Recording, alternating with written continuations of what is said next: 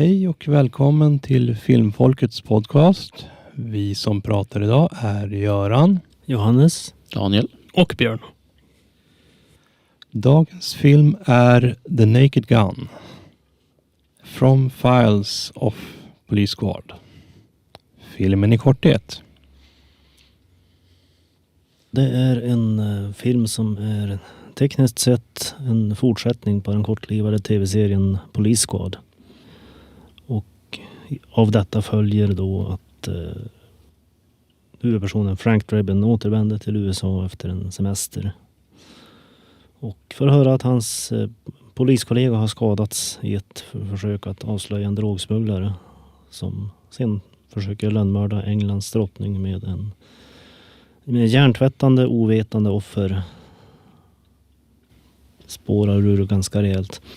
Minst sagt. Det är en film som driver med polisdrama-genre som var väldigt populär mellan 40- och 60-talet. Det är mycket såna här klassiska konversioner som de driver med. Lite film noir och sånt där med berättarröst och sånt där. Ja. Och samtidigt så har de en... Ja, det är väldigt snabb... fartfylld film om man säger så. Den är byggd att det ska vara som ett skämt i minuten. Det är lite så man har tänkt. Så att det händer alltid någonting. Mm. Den är aldrig tråkig. Nej, men det är bra summerat. Mm. Det är liksom kul hur allting börjar. Men speciellt när han skulle ta sig dit i båten och skulle använda den här mikrofonen. Det var som att den skulle smälta in, men mikrofonen som var på den där grejen var typ, jag tror den var ljus eller mörkblå. Mm. För den syntes ju ganska väl. Tänk på den här avlyssningsutrustningen som poliskollegan Nordberg använde för att lyssna på smugglarna där. Mm. Sen blev det ju ändå roligare när han skulle ta sig in där. När typ han skulle öppna dörren och misslyckades. Jag vet inte om han skulle sparka in dörren först och den gick sönder. Och då var de ju redan redo liksom att skjuta honom innan han kom in. Och det var ju liksom komiskt att det var bara typ en av alla de där tjuvarna som lyssnade på det han sa att han skulle slänga ner pistolerna. Och sen kollar de andra på honom som att han var typ en idiot. Ja. Sen så blev det ju ändå roligare när de sköt honom. När de liksom, ja men hur kan vi dra ut på det här så länge som möjligt? Allt från att han hamnar på någonting varmt. Sen, blöt färg till landa med ansiktet rakt i en sån här bröllopstårta. Ja, bröllopstårta och så sen är typ en björnfälla på slutet innan han liksom föll i sjön. Mm. Ja, det är en väl uppbyggd scen som liksom sätter tonen för resten av filmen. Liksom att här har du en typ av scen som man skulle förvänta sig från en konventionell sån här polisdramafilm. Men sen är det liksom den här överdrivna slapstick-humorn liksom, som gör hela grejen löjlig. Mm. Ja, de tog filmen seriöst upp till den poängen och sen så satte de stadiet för så här kommer filmen faktiskt vara. Inte särskilt trovärdig utan smakfull med humor. Nej, men den är ju rolig med tanke på att de vill ju verkligen trycka in så mycket små detaljer i varje skämt sketch. Mm. Allt ifrån i början där när man börjar typ i Beirut och där ska det ju vara typ sån här vad heter det?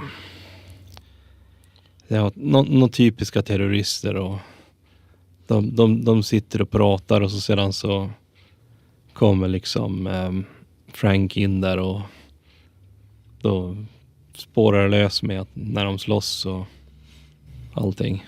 Det är ju komiskt. Hela poängen är att de pratar om att de inte får vara med om någon sån här fredskonvent. Mm. Och för att visa liksom att de också borde få vara med så ska de göra terrordåd. Ja. Visa att de också är viktiga. Som Ja, men som, precis. ja, jo. De kan också vara med och liksom hjälpa med fred. Genom terrordåd. Mhm.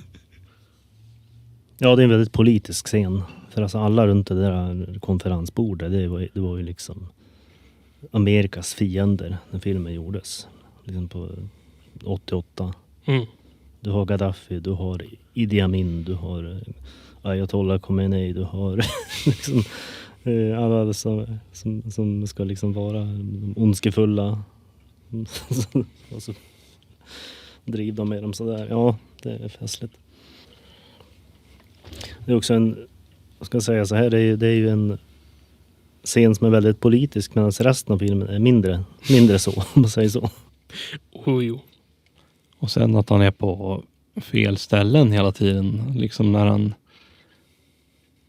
när han var liksom, kom tillbaka med planet och liksom skulle börja prata, så var han liksom på fel liksom, mikrofoner. Och då var ju egentligen de som var där kom ju dit för att se Weird Al. Weird Al. Mm. Så det är sådana där små grejer som också är kul. Eller när han är ute och tar en promenad. Och så hör man berättarrösten. Så helt plötsligt, vart är han någonstans? Då börjar han i stan och sen är helt plötsligt utanför stan någonstans. Ja. Och det är också det med berättarrösten. Det är som att han fokuserar på berättarrösten. Så han glömmer bort vad han håller på med. Sen är det ju kul hur de har löst det här, till exempel när han kom hem och han märkte ju att dörren var öppen och han var hur akrobatisk som helst, så att jag funderar på hur mycket stuntmän de har använt för att få in i den där scenen. Ja, det är ju en del sådana där grejer liksom, att många scener där man bara ser hans bakhuvud och han gör en massa grejer, då är det ju liksom stunt folk. Somersaultar genom hela lägenheten. Ja. Mycket ordvitsar och grejer. Och pappaskämt och grejer. Men de funkar. Jo. I det här sammanhanget funkar det. Inte när du gör det, Göran. Nej, men alltså jag brukar ju göra dem bara medvetet. Bara jag vet att de är dåliga, men det är liksom det är kul liksom att liksom trycka ut dem ibland bara för att se reaktioner liksom. Nice beaver. Thank you. Ja, det är en väldigt speciell sorts humor som kombinerar väldigt effektivt ordvitsar, visuella gags och slapstick liksom, på ett väldigt speciellt sätt. Mm. Och den här typen av film var ju liksom sin egen genre ett tag. Den har ju för det mesta försvunnit numera också. Mm. Ja, tråkigt nog så har den dött ut. Mm. Ja, det var väl mest att man försökte liksom återskapa magin i lite för sent. Sen var det ju de här till följd av Scary Movie-filmerna som hade lite sån humor. Att andra människor tog över och de blev lite sämre och sämre, och sen blev det en industri att göra fler såna här mycket referenskomedi som i sin tur urholkade den här typen av film. Så till slut så blev det till löje för sig själv liksom, och det var inte längre något roligt. Det känns ju som att de lyckades ju bättre på att få, visst det kanske vissa delar kanske ser lite perverst ut, men det är ändå tasteful på sätt och vis. Inte så här när det kommer till Scary Movie, när det blir liksom lite för snuskigt liksom, och men, sluta, det här är inte roligt längre, det börjar bli lite äckligt istället. Det blir ju bara groteskt istället. Ja. Mm. Det är väl egentligen kanske bara första filmen som är bra, sen så är resten typ mer eller mindre skit. Det var min take på det hela i varje fall. Jag tyckte inte om dem egentligen.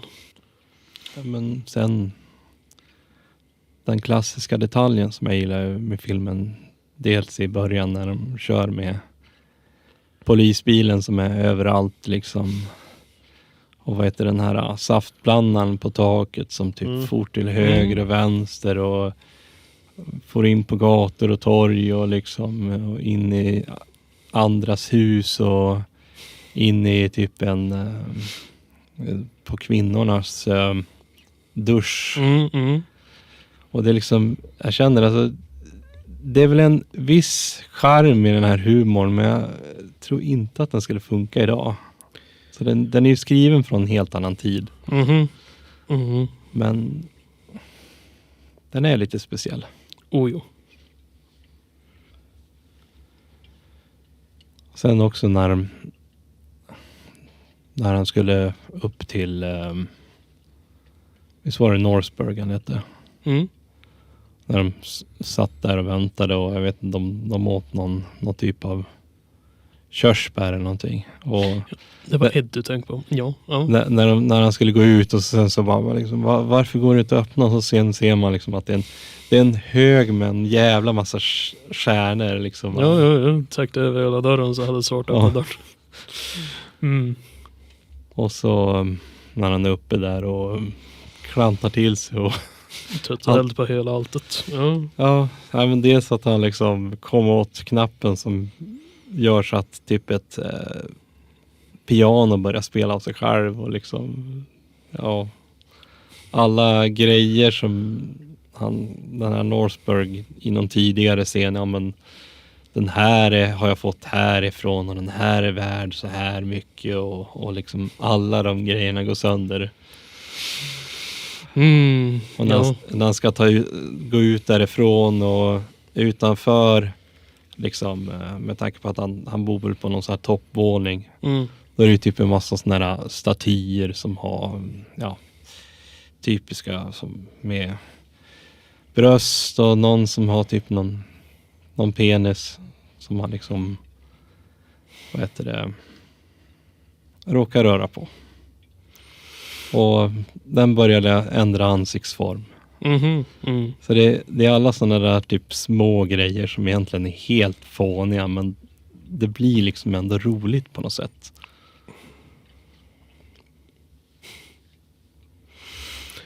Som vi nämnde tidigare, nog några av de här scenerna som inte skulle flyga i dagens film skaperi så att säga. Men ja.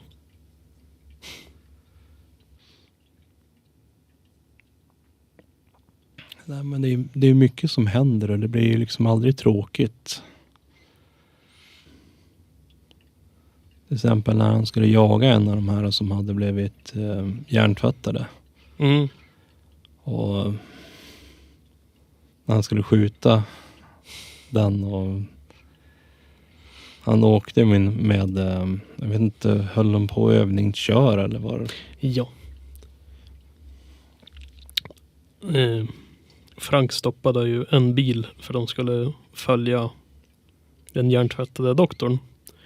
Och då hade han stoppat en bil där det var en övningskörslärare och en övningskörare. Och var tvingande övningskörande att följa med i den här jakten då. Ja, men det var ju också en del grejer där som, hur de liksom drog ut på själva sketchen. Allt från att bilrutan gick sönder till att han liksom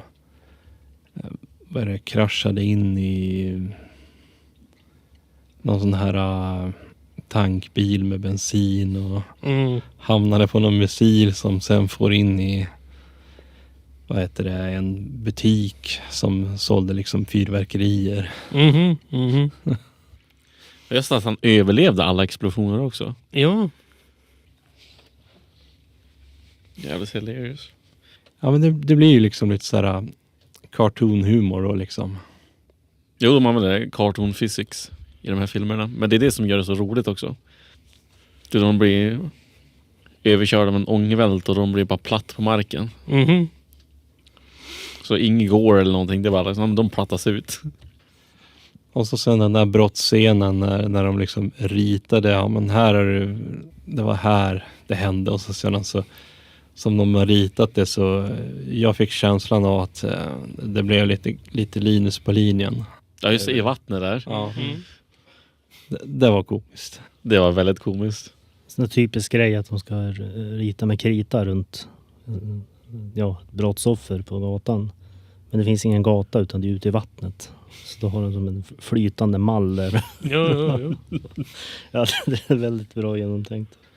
Och sen också på matchen då liksom hur, ja, det var ju också en sån här rolig scen när de drog ut på det liksom, dels det här med att ja men hur många kommentatorer kan vi ha typ, och när de skulle börja spela, när alla skulle börja spotta och liksom röra vid pungen liksom.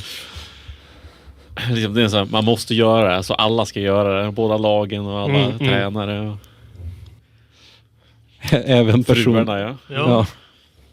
Ta en klyscha och vrida upp den till en 12 liksom. Ja, men precis. Och så kroppsvisiteringarna under matcherna, så det är... Ja, alltså det är ju det är ett väldigt speciellt val i handlingen. Att han måste kroppsvisitera hela baseballlagen. Men att det, och då infiltrera liksom. Ja, det är en väldigt speciellt upplägg. Mhm. Eller liksom att han ska alltid köra in någonting när han kör bil. Så fort han ska parkeras kör han in i någonting. Återkommande släpsig. Så det är också rätt coolt. Drog han med sig hela den här typ Bagagevagnen, bagagevagnen, ja. från flygplatsen i början. Det är också komiskt. Jag tänkte inte på det. Det var inte först typ scenen här på slutet. Jag bara, men det är bagagevagnen, så det var i alla fall. Och så samt när efter han skulle skydda drottningen i tidningarna där. Helt plötsligt var han i olika positioner. Han låg på drottningen och så drottningen låg på honom. Ja. Väldigt roligt. Bra skit tycker jag. Vilken skandal. Ja. De driver verkligen med hur media ändrar händelser bara för att det ska sälja bättre. Så som sagt, de drar ju upp det till 11 på allt. Då. Som att ha en kollega som är för lång så han kommer aldrig med på bild. Du ser bara torson på honom. Ja. Som, du har någonting på sidan av munnen där. Nej, andra sidan. Ja, det är en figur från den här Police-serien som har liksom fått hänga med. Jag måste se den serien alltså. Jo. Måste veta ursprunget till den här filmen. Ja, jag är helt säker på att jag har sett den förut. Måste se den igen. Bra musik också. Jo, det var en skön blandning med musik tycker jag också. Jag försöker komma ihåg, vad är den här sången heter som det här Bandcamp-bandet körde i slutet. För mig är det inte typ Louie någonting. Ja, det är det. Det är ju också en hel del roliga ljudeffekter. Om man liksom återkommer till när han var där ute, liksom, när han skulle sticka ut från lägenheten. Ja, det blev ju liksom en pervers scen där, men och så sen, ja men hur kan vi liksom lägga till, och så sen så är det typ något sånt där tutljud av något slag. Visst. Ja, just det. Det är ju sån här typisk pervers humor, men Det är väldigt mycket tecknad film, logik, ljudeffekter och sånt där. Så att, ja. Tänkte, vad kan vi säga mer om bild- och ljudeffekterna? Ja, vi har ju pratat om den där introscenen med polisbilen där. Det är jävligt snyggt tycker jag faktiskt, filmat. Väldigt kreativt också. Ja, de har ju liksom klämt in vad som ska vara en polisbil i alldeles för snäva områden. Jag tänker liksom, hur har de fixat det? De måste ju ha haft typ kamera på räls. Men den har liksom biltaket monterat framför linsen liksom. Nej, alltså det är väldigt snyggt filmat. Det är ikoniskt också för den där. Ja, det är någonting de återkommer i de senare filmerna. Speciellt för sin tid, 88. Ja. Och ju också en sån där sak Per pekade ut där på slutet när Frank var på jumbotronen. Vem var det som filmade honom när han skulle gå ut med sina känslor? För, visst. Ja, för det fanns ju ingen kameraman där. Kameramannen var bakom dem, så kom han framför dem. Och, ja, filmen har ju inte emot att ha från väldigt många olika vinklar i samma scen heller för komedisk effekt. Ja, som när de filmar på polisstationen. Mhm. När de filmar den där scientisten som har alla gadgets. Ja. Scientisten och hans kollega gick genom dörren, men han gick på sidan om. Där det egentligen ska vara en vägg. Ja, precis. Där kameran egentligen ska gå liksom. För att säga. Ja, det var lite komiskt. Och så snyggt filmat. För de har ju vinkeln som ser ut som att han måste också gå igenom dörren. Men han skiter i det. Så man går bara här igenom istället. Så har vi något mer senare. När de var i hans lägenhet och de filmade kylskåpet och frysen. Fram och tillbaka mellan, hur såg det ut i frysen, hur såg det ut för honom. Och när han luktade på takeout som var mer än 3 år gammal. Och så var det typ någon burk som var bäst före typ 1982. Ja. Han hade inte så mycket fräsch mat han. Han är nog ute på arbetet för det mesta delen av hans tid. Och så där i slutet om man frågade om hon inte ville ha något ätande då. Och så rörde sig osten i bakgrunden på kylskåpet. Ja. Osten lever. Ja. Verkligen cheesy. The joke killed you.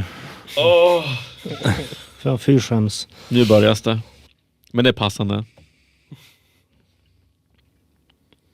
Tänkte, vad är det som skulle kunna gjorts bättre och övriga tankar? Alltså jag har svårt att tro att den här hade kunnat gjorts bättre. Att det är bra komedi. Det är vad det är om man säger så. Alltså bättre det är om de slänger in mer. Gjort den lite längre, bara slänger mer skämt. För det är som liksom, det är skämt som man blir inte less på heller. Även fast det är liksom från skämt till skämt till skämt till skämt, så det funkar.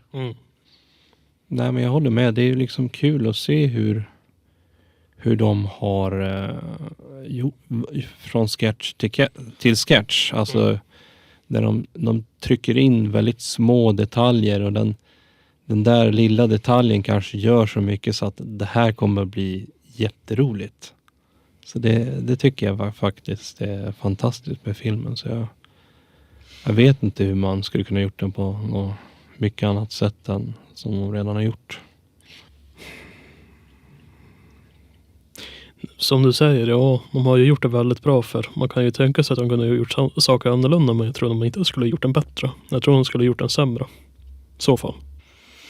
Eller lika bra fast annorlunda bara. Ja, andra ungefär. skämt. Men det Mycket tänk gick igenom den här filmen hur de skulle sätta upp skämten. ja, den är bra som den är tycker jag. Så jag kan inte komma på någonting som kan göra den bättre. Nej, kan inte komma på någonting mer att säga. Nej, men det är samma här. Eller jo, alltså skådespeleriet är ju fenomenalt i den här filmen. Alla gjorde så fruktansvärt bra roller. Alltså alla är on point med skämten och galet bra jobb från skådespelarna, måste jag säga. Att de höll masken genom filmningens gång också. Ja, den måste nog ta ganska mycket. Alltså det måste ju finnas en hel del bloopers Då. till den här filmen. Då. Det måste Jag skulle vilja säga bloopers i den här filmen faktiskt. Det tror jag hade varit riktigt roligt. Det hade varit en hel film i sig. Det hade det varit. Ja, absolut. Om de ens finns där ute. Alltså få tag på. Ja, på något sätt så går de väl att få tag på. Antingen att någon som har lagt upp något klipp på YouTube eller att det finns på DVD:n eller Blu-ray som har köpt eller som extra material. Så det lär ju säkert gå att få tag på. Ja, vad det är skådespelaren så är det ju väldigt speciellt där att de har ju återskapat mycket konventioner och klyschor från den här typen av film i sin seriösa form. Men att sen driva med det. Och där har de ju gjort ett väldigt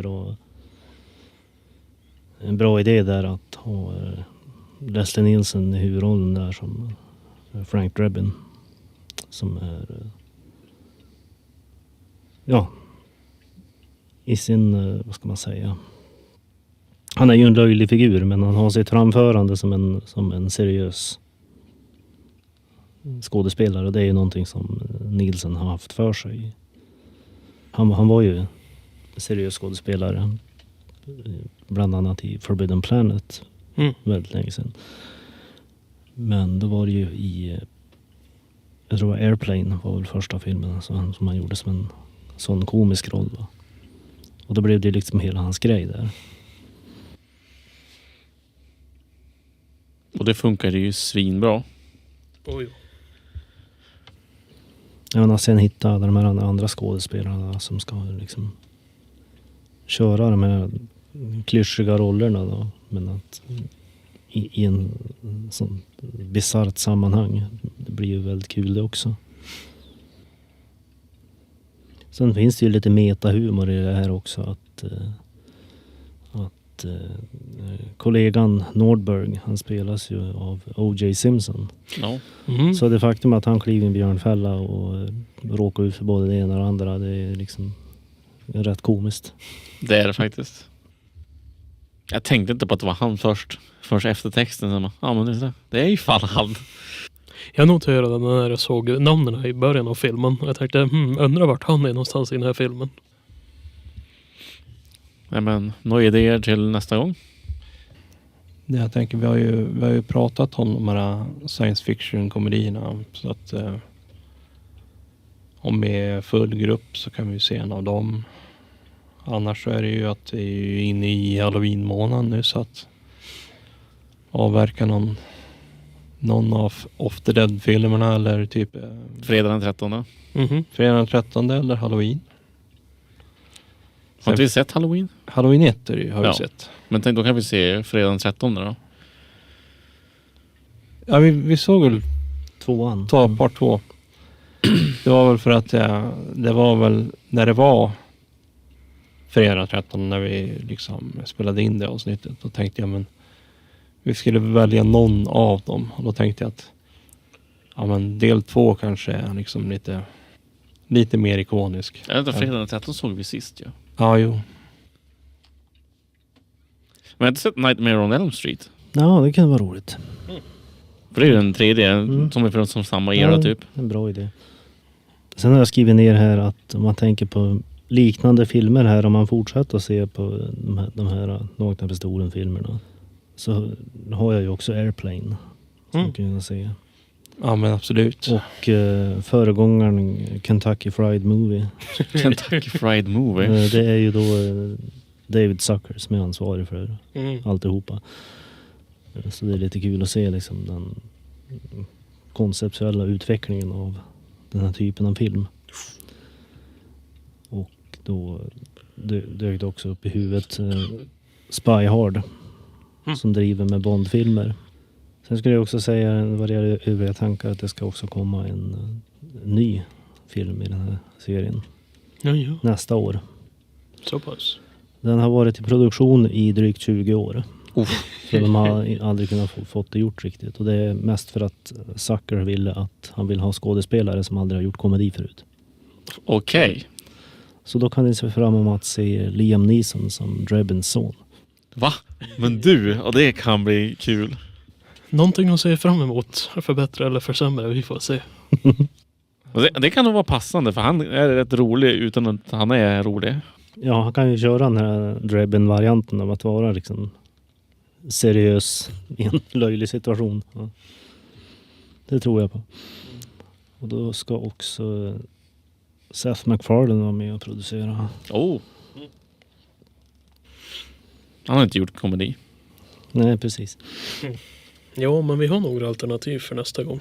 Ja, men jag tänkte om det inte är något mer så får jag önska er hej och gör för den här gången. Tack för mig. Hej då.